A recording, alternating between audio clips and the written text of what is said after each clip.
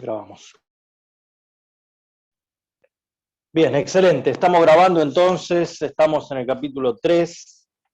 El capítulo anterior comenzamos en esto lo que es el mapa del alma, hablamos de un poquito desmenuzar un poco lo que es la psicología del alma, lo que es el origen de lo que nosotros llamamos ser creados a imagen y semejanza. Hablamos de las diferencias básicas iniciales de lo que es el intelecto y la emoción. Entonces vamos a enfocar en eso, contamos también lo que era el ABC del hasidismo, que era la proclama, la idea de que el cerebro, el intelecto, domina al corazón. Como contamos también la historia de este alumno del autor del Tania, que pudo sostener su corazón, dominarlo, que no lo traicione, que no empiece a temblar, en una situación muy comprometida frente a Napoleón Bonaparte, y logró dominar su corazón literalmente. Bueno, entonces, lo que también vamos a ver es qué es lo que uno tiene que llevarlo a pensar. El Tania nos propone, nos dice cómo llevamos, cómo utilizamos esta energía, estas 10 sefirot del alma divina, porque cada una de las dos almas tiene 10 sefirot. ¿Y cuál es el objetivo, cuál es el propósito de la sefirot del alma divina?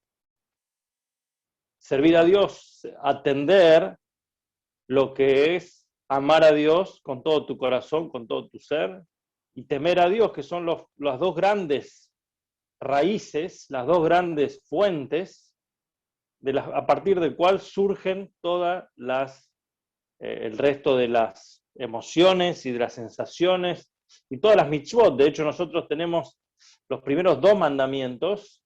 Yo soy tu Dios que que te saqué de la tierra de Egipto, y no tendrás otros dioses fuera de mí. Uno en términos positivos, yo soy tu Dios, y el segundo en términos negativos, no tendrás otros dioses. Hay una descripción básica, por eso tenemos 613 mitzvot, de las cuales son 248 mitzvot positivas, ramaj positivas, y 365 negativas. Como bien lo dice la palabra, la mitzvah positiva es un acto de amor hacia Hashem. Por lo tanto, si vos tenés amor a Hashem, como el Tania lo va a explicar más adelante, vas a querer hacer algo por Hashem, entonces todo lo que te pidan que haga, pero vas a hacer. Hay una segunda, 365, son más las negativas. Negativas es no harás tal cosa, no robarás, no matarás, no cometerás adulterio, no comas aquella comida, no comas hametz en Pesaj, y así sucesivamente. Y esto significa no. ¿Cómo surge en la persona la sensación del no? A partir de un temor, un respeto, un temor, una reverencia. Y justamente en las relaciones interpersonales entre la gente, muchas veces no tenemos presente estas dos grandes columnas que tienen que sostener toda la estructura, el amor y el temor. La palabra temor muchas veces se traduce en miedo, en rigor, sí, pero es el sostén de todo. Podemos llamarle respeto también, podemos llamarle, si te pedí que no hagas aquella cosa, ¿por qué me lo hiciste? El amor es desenfrenado, el amor es dar. En hebreo la palabra ahavá tiene que ver con dar. ¿Sí? Siento amor, siento cariño, siento tantas cosas bonitas. Pero después viene la segunda parte, que es lo que no corresponde, lo que no hay que hacer. Y entonces eso surge de el temor a Hashem. Si él me pidió que no haga esto, entonces no lo voy a hacer. También a veces se traduce como surmerá, va a ser tov, aléjate del mal y haz el bien. Y de hecho, inicialmente, ¿cuál es el primero de los dos? Aléjate del mal y después hacer el bien. En general tenemos primero viene el temor a Hashem y después viene el amor a Hashem. Después viene el amor a Hashem, el amor profundo, el amor sublime, y después en el último nivel viene el nivel más alto de conexión con Dios, que es llamado Irata Romemut, es que es una sensación tan palpable, es muy difícil de transmitir, porque incluso el Tanya dice que está solamente otorgado a personas especiales, que es lo que se llama Irata Romemut, o Ira Ila'a, el temor superior. Esto tiene que ver con un amor que atraviesa todas las fronteras, con un temor que atraviesa todas las fronteras, pero no es un miedo, sino es simplemente una sensación de vergüenza frente a la presencia de Hashem. No es un temor al castigo, no es una cuestión de qué me va a pasar si hago esto, sino tiene que ver con una relación con Hashem tan profunda que frente a él estoy simplemente anulado. Y por eso también, si en términos de anular el ego, la ira, lo que nosotros llamamos como el temor a Hashem, es superior al amor, porque el amor tiene que sentir uno el amor, y el temor es anularse frente a la grandiosidad, presentarse como la nada misma. Imagínense que hay un rey muy poderoso acá en esta sala, todos los súbditos frente a él están en completo silencio y anulados. Eso es estar, sublimados, subyugados a ese rey tan magnífico, pero no es una cuestión de ejercicio de poder, de tiranía, sino todo lo contrario. Ante la grandeza de la llama, del fuego, el fosforito se anula, no tiene ningún valor. Y ante la grandeza de Hashem, cuando uno toma conciencia de la grandeza de Hashem, crece su inexistencia. O sea, es una paradoja. Mientras más grande uno concibe la grandeza de Hashem, más ínfimo, más insignificante se autopercibe.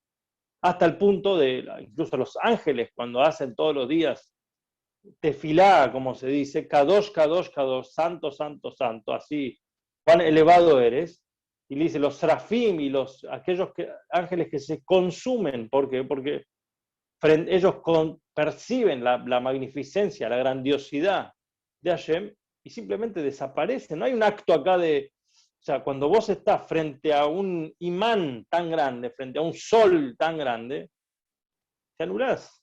Y las almas justamente tienen esa tendencia de haber una revelación del infinito, de Hashem tan grande, se anulan. La perashá pasada vimos el ejemplo de Moshe Rabbeinu, el más grande de los profetas de toda la historia, y la Torá cómo lo describe, cuál es su adjetivo, y Moshe era el hombre más humilde de todos los hombres que estaban sobre la faz de la tierra, y que incluso de la historia, uno dice, Moshe, humilde, Moshe debería es el líder de líderes, es el cabeza de cabezas. Bueno, justamente, al estar tan cerca de lo divino, era el que más clara noción tenía de su propia ínfima inexistencia, de su insignificancia. Al mismo tiempo, esa humildad no era que se dejaba pisotear, tenía en claro los objetivos, porque justamente él era un canal para los objetivos de Hashem. Él no tenía agenda propia, él no tenía intereses propios. Todo lo que Hashem quería es lo que él quería. Y esto es una pequeña muestra. ¿Por qué hablamos de esto ahora? Porque es una pequeña muestra de lo que nosotros concebimos como temor a Hashem, como reverencia a Hashem. Entonces, por eso el Tanya en este capítulo nos habla de ¿para qué vamos a usar toda esta sabiduría, toda esta inteligencia, toda esta sensación, corazón y sentimientos? Justamente para poder servir a Hashem a través de meditar en la grandeza de Hashem, en la infinitud de Hashem, en cómo todo está frente a él como si fuera la nada. Estos tres conceptos nos propone el Tanya para meditar. Cómo Hashem llena los mundos. Esto quiere decir, en el plano de Memalekol Almim, llena los mundos, quiere decir como un alma llena el cuerpo, pero es la parte más visible y más notoria de Hashem. ¿Sí? Como donde vemos la mano de obra, como Hashem rodea los mundos, que es la parte abarcativa de Hashem de los mundos, que es aquello que no podemos captar, que no podemos concebir tan fácilmente, pero sabemos que está.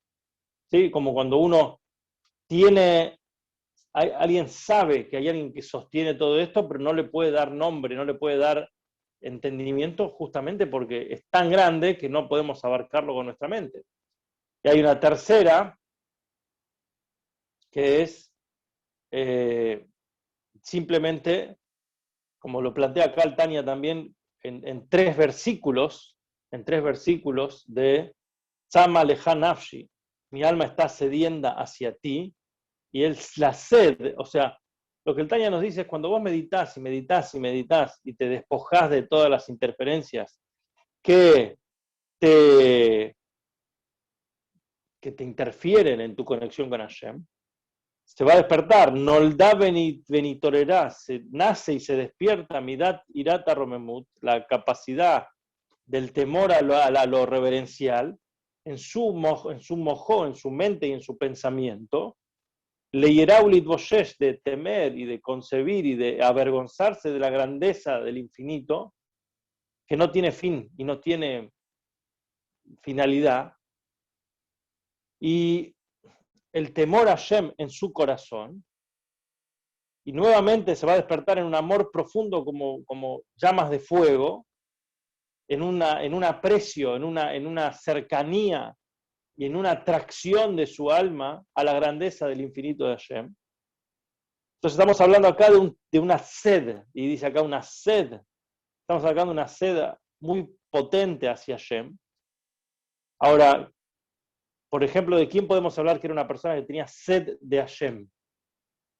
Por ejemplo, cuando uno lee el Teilim, el rey David muchas veces dice, y la famosa canción que el rey hizo famosa, Tzama leja nafshi, mi alma está sedienta por ti. Y es una atracción hasta el punto, ¿cuál es el sumum? ¿Cuál es el pico, el pináculo de toda esta sensación? Cuando simplemente uno quiere fundirse, fusionarse en Hashem, como se fusionan dos materiales que son del mismo, como un magneto, se funden los metales. Ya el alma quiere dejar su existencia individualista y fundirse en Hashem, que es algo que Hashem detiene y dice, no ese es el objetivo para el cual ha bajado el alma, pero la fogosidad de esa sensación es tremenda.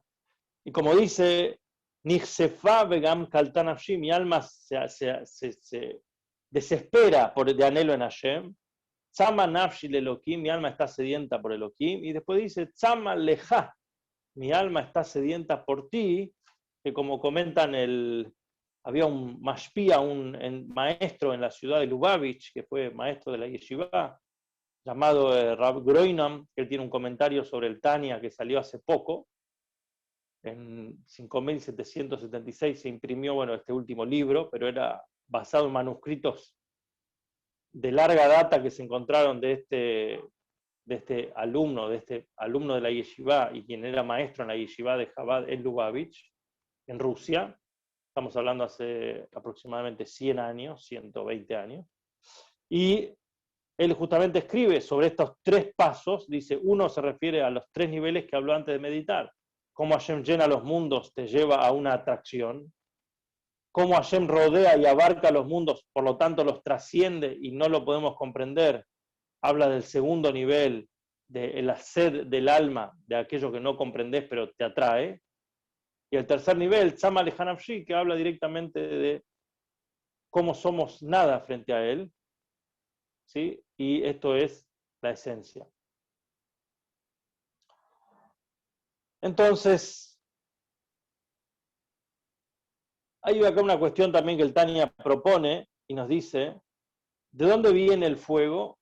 ¿De dónde viene el agua? ¿Sí? En general, si uno tiene que describir, por lo general nosotros estamos acostumbrados, en la poesía, en cualquier aspecto, usamos ejemplos, metáforas para explicar algo. Entonces cuando digo estaba enojado, estaba hecho un fuego. Y de una persona que estaba calma, digo, el tipo es calmo como un río, es como un lago, como el agua, ¿viste? Podemos dar el ejemplo fuego y agua como personalidades, como sensaciones, como formas de ser, formas de vivir. Entonces, por lo general, los fuegos de las pasiones, la pasión la comparamos con el fuego. Alguien apasionado es alguien fogoso. Y en cambio, alguien calmo es alguien frío y tiene esa característica como del agua. El agua es frío y es calmo, por lo general. ¿Sí? El agua representa calma, es la que enfría las cosas. Son como esa antítesis que tienen ese enfrentamiento entre fuego y agua, que representan muchas cosas, pero en general también representan esas dos, la pasión y, por otro lado, ¿qué decimos nosotros cuando uno sufre una emoción violenta o cuando uno tiene una pasión muy fogosa, pero que puede ser dañino para la persona? Decimos, pensá un poco, echale paño frío al asunto. Y esto quiere decir, tirale agua. Entonces, por lo general, y acá el Tania también lo trae, el fuego se compara con la parte emocional de la persona y el agua se compara con la parte intelectual de la persona. Una persona que nosotros definimos como un intelectual, muchas veces carece de ese entusiasmo, de esa pasión, y es un hombre más frío, calculador, ¿sí? Que es el atributo del frío. Cuando una persona es más pasional, es más fogoso, más cálido. ¿Dónde nos queremos ubicar? Entonces el Tania acá dice que no es que el fuego está mal, y por eso hay que entender que cuando el Tania dice que la mente domina el corazón, no es que la domina al punto de hacerla desaparecer. El Tania no propone que hayan personas que sean intelectuales, que se la pasen filosofando y caminando así con la cabeza altiva y sean seres fríos, porque justamente una de las peores características que puede tener un yehudí es ser un yehudí frío. Es el nacimiento de la caída, es el frío. Cuando uno empieza a ser frío en su relación con las cosas espirituales, con las cosas del judaísmo, empieza a caer en picada. Lo peor que hay es el frío. ¿Sí? Si yo no siento un Shabbat, yo no siento una mitzvah, yo no me siento judío orgullosamente, con calor, con entusiasmo, si yo educo con frialdad, no llega a eso. Si yo transmito con pasión, eso se comunica, eso trasciende, y eso me hace sentir bien, y eso genera. Entonces no es que el Tania propone, dice, hay que ser frío, muchachos, solamente intelectual. No, pero dice, el Tania llama al intelecto el papá y mamá, o sea, esto es los progenitores de los sentimientos. Vos tenés que sentir, pero con un objetivo, con un pensamiento. No está un poco en contra del sentir así espontáneo, que dice, no, yo hago lo que quiero porque sale lo que surge de mi pulsión, de mi fuego interior. La pasión es compleja también, nos puede llevar a cualquier lado. Entonces dice, tenés que canalizar toda esa pasión. Tenés que meditar en las cosas correctas para llevarte a los objetivos correctos, y todo ese fuego, enfócalo, por ejemplo, en tu conexión con Hashem, que es fundamental. Entonces, por eso dice, ¿qué es el fuego y qué es el agua? Entonces hablamos de fuego y agua. El fuego es caliente y las aguas son frías. Y el sentimiento se conecta, se compara con el fuego. La sangre es pasión, la sangre es fuego. La persona sentimental es un hombre caliente. La sensación entusiasmado viene de la palabra llameante. Y en cambio el intelecto es una cosa más fría, calculadora, ¿sí? Una persona de frío, de frialdad, indiferente. En el caso del alma divina, nosotros estamos hablando acá del fuego, y el corazón se prende, se enciende, se incinera en una sed. El sed es algo que viene cuando uno tiene calor, como un fuego, y puede llegar a una sensación de esto, de que el alma ya no se puede sostener más. Entonces tiene que venir el intelecto y enfriar, poner paños fríos a la situación. Como dice acá, y el hacer, dice el Tania, capítulo 3, viene del yesod, viene del fundamento, del principio del fuego, que está en el alma divina. Y como escribieron los naturistas, y así también escribe el libro Etz Haim, de Reb Chaim Vital, alumno de la Arizal, que el yesod, el elemento fuego, está principalmente en el corazón. Y la fuente del elemento agua y humedad está principalmente en el intelecto, en el cerebro. Como escribe el Etz Haim, capítulo 50, que es el nivel de Jochma, que se llama el agua del alma divina. Y el resto de las midot son descendientes del amor y del temor, como dijimos antes, que todas las mitzvot vienen de ahí. Ahora, hasta acá, entonces, vamos a explicar un poquito, básicamente, estas dos características de Chabad. Chabad viene a ser Jochma, Binah y Dat, que esto es la clave del nombre de Chabad, viene de esta idea de estos tres pilares de la inteligencia. Y el tercer capítulo del Tanya, cuando empezamos ya a adentrarnos en la estructura del alma, habla de estos tres elementos. El primer elemento que llamamos Jochma.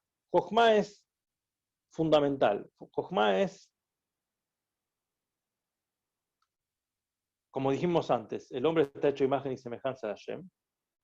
Por lo tanto, refleja en sí mismo, en nuestra estructura, que somos como un microcosmos, un microuniverso, somos un pequeño mundo. Entonces hay una frase jasídica que dice, Mibsari ejze loka, el pasuk dice, de mi carne veré divinidad, que quiere decir, todo lo que existe en el mundo existe en el ser humano.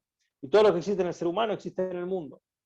El mundo es como un ser humano grande, y el humano es como un mundo chico. Ahora, por eso las 10 sefirot son tan fundamentales en el entendimiento de la persona, que es lo que hicimos todo el año pasado, de tratar de entender a nosotros mismos las sefirot, para poder entender también una mínima idea de cómo son las sefirot divinas. Entonces, Jochma, Binah y Dad. Vamos a analizar la primera. Jochma. Jochma se traduce por lo general con sabiduría. Hablamos ya algunas veces que es esa chispa, ese relámpago en el cual uno tiene toda la idea inicial vista desde un principio. Pero también, y esto es muy interesante, no solamente en ese punto de chispa, sino en el punto de que hay algo en la creatividad que es desconocido. ¿Por qué a mí se me ocurrió esta idea y al otro que es más inteligente que yo no? ¿Por qué de repente, de dónde salen las ideas? ¿Cuál es el generador? El cerebro no genera las ideas como que le caen. ¿Viste como decir, me cayó la ficha? ¡Pum! Cayó de algún lado. ¿De dónde cayó? ¿Qué es ese lugar donde se generan el motor de ideas? Uno puede incentivarlo, como dice, usar pensamiento creativo, alternativo, buscar maneras, pero las ideas caen de algún lugar. Esto es Koach Ma, la fuerza del qué, de dónde viene, no sé de dónde viene. Eso es Joch Ma, las mismas letras. Koach Ma, la fuerza de dónde viene, la idea de dónde viene. También es llamado la semilla de entendimiento. ¿Por qué? Porque en una semilla uno puede tener todo. Vos tenés ahí las ramas y los árboles y los frutos, todo surge de esa semilla, pero obviamente no está desarrollado. Esto es el clic cognitivo cuando uno dice, bueno, mirá, ya entendí como una epifanía, cuando uno dice, me senté a pensar y de repente, ya, eureka, tuve la solución, tuve la idea. Ahora, pero esa idea necesita la segunda parte, que es el desarrollo de esa idea, que viene justamente Binah. Binah, boné. La palabra Binah viene de la palabra boné, construir, desarrollar. Vamos a trabajar sobre esto.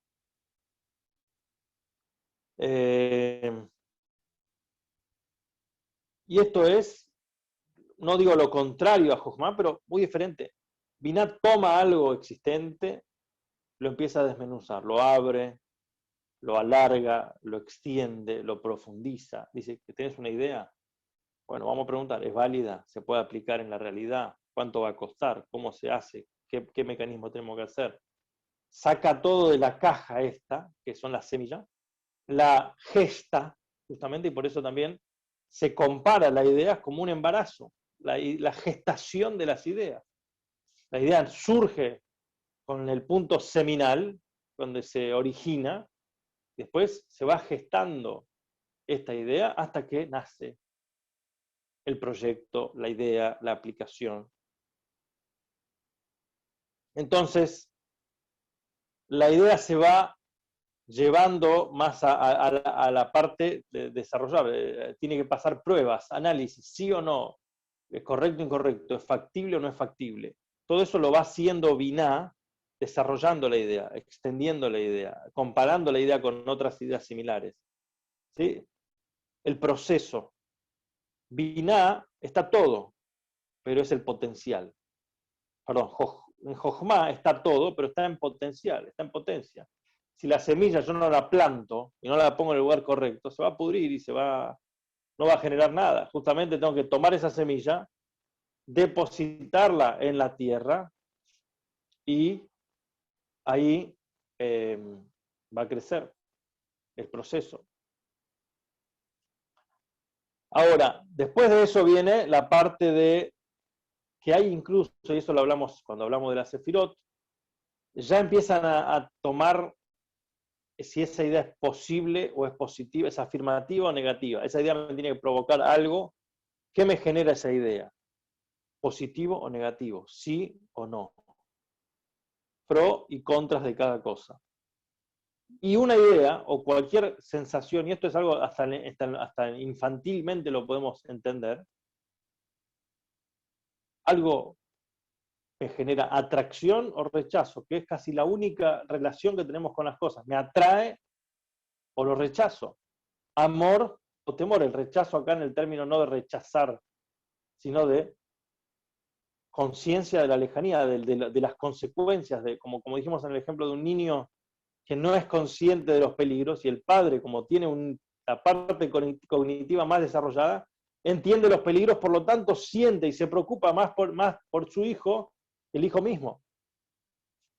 Fuego y agua, cerebro y corazón. Y después tenemos la tercera pata, que muchas veces los cabalistas no la traen, sino que empiezan las 10 sefirot a partir de Keter. Nosotros ya explicamos alguna vez que Keter también está dentro del léxico y dentro de la Kabbalah de las sefirot hasídicas, pero como una corona que está por fuera del rango de las 10 sefirot. Para nosotros el tercero en estos términos es Dat. Y Dat es comprensión, pero también es conciencia, y hablamos extensamente sobre esto en los otros capítulos. Y acá el Tania dice, y el Dat es, y conoció a Adam a Java. Tuvieron una relación, un vínculo. Y es conexión y vínculo. Que cuando uno se conecta con algo en una conexión profunda y fuerte, tanto en concentración y en tiempo, y fija su mente, así dice el Tania, su mente con fuerza, con ahínco, en la grandeza del infinito, y no se desvía de esa idea, o sea, tiempo y conciencia, que a pesar que aunque sea que el que es sabio y entiende la grandeza del infinito, si no conecta su mente con eso y si no hinca su pensamiento con fuerza y con perseverancia hacia eso, no van a ser en su alma ni amor ni temor verdaderos, solamente fantasías. O sea, nos dice el Tania acá algo muy interesante, y esto es lo fundamental del Dat. El Dat es, a pesar de que parece ser un lugar secundario, cumple la función principal. Y esto es el pegamento. Nosotros tenemos papá y mamá. Dijimos, Jochma es el papá, Binah es la mamá, uno tiene la semilla, otro la gestación. Pero primero que el Dat los une a ellos, los pone en contacto a Jochma y a Binah, y también los conecta para que salga algo de ahí. Y por eso hablamos que el Dat es la personalización de las ideas. ¿Sí? Como en el ejemplo, si yo tengo 10.000 pesos para guardar, y tengo en mi casa a la abuelita que no sabe contar, no fue a la escuela porque no tuvo posibilidad, empezó a trabajar de muy chica. Y tengo a mi hijo o a un sobrino que es brillante, es muy inteligente, y es el mejor alumno, pero tiene 8 años o 10 años. ¿A quién le dejo la plata yo? ¿Al chico tan inteligente que sabe las tablas de memoria? ¿O a la abuelita que tiene 80 años, pero que no sabe las tablas o no aprendió matemática y trabajó toda la vida de cocinera? No sé. Obviamente que se lo voy a dar a la persona, a la abuela. A pesar de que el chico tenga tal vez conocimientos más avanzados, yo sé que los conocimientos del chico todavía no se impregnaron en su conciencia al punto de entender. Él puede saber las tablas, puede saber historia, puede repasar tantas cosas, puede contar hasta 1.000.000, pero no sabe lo que es tomar responsabilidad con algo. La abuela sabe lo que es tomar responsabilidad. Bueno, entonces vamos a ir cerrando con esto, y por eso uno es la teoría y otro es la práctica, ¿sí? Tomar responsabilidad, tener conciencia, calcular el impacto de las cosas, y esto es personalizar las ideas. Bueno, acá, y es por eso el DAT es la que divide entre lo que, la que termina definiendo si me genera esta idea o esta meditación una sensación de atracción o de rechazo, de amor o de temor, fehaciente y no solamente una fantasía en el aire. Bueno, entonces recibimos una idea general del alma en los 4 pasos. Tenemos 3 fuerzas en el alma que vienen de las 10 sefirot. Las fuerzas, las kohot, se dividen en 2 grupos, intelecto y emociones. El intelecto hace nacer las emociones, y después un poquito entramos en las primeras Jochma y Binah, en el corazón de cada uno, y vamos a pasar después a lo siguiente, en el capítulo 4, que va a hablar de las vestimentas del alma. Bueno, hasta acá el shiur de hoy.